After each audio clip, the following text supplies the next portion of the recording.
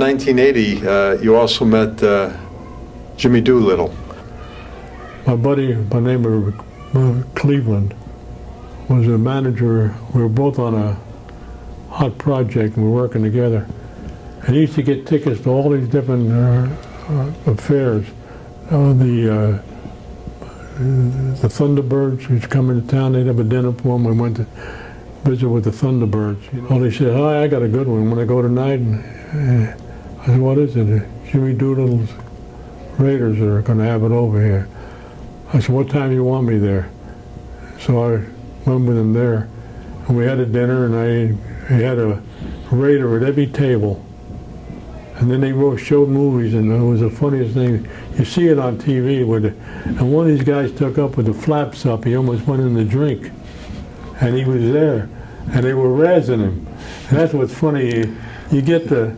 So we got through. Jimmy stood up there to greet the people that were guests, and I said, "I want to go meet Jimmy Doolittle. I got to shake his hand."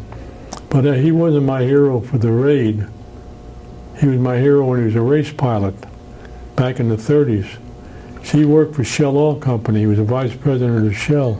In fact, if it wasn't for Jimmy, we wouldn't have had airplanes with 100 octane gas.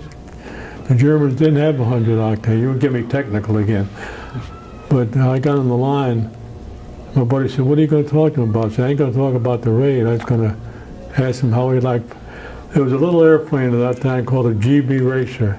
It was about this big, had an engine about that big, and stubby wings. And it was the fastest thing, but nobody could maneuver it. Jimmy could. And I went up to him and I said, "He liked you to call him Jimmy. He didn't like you to call him General." I said, "Jimmy, how would you like to be flying that GB? Let me tell you about that damn airplane. You get yourself killed in that damn thing." He said, "I flew it one time and I parked that thing, and the guy that owned it crashed it and tore it up."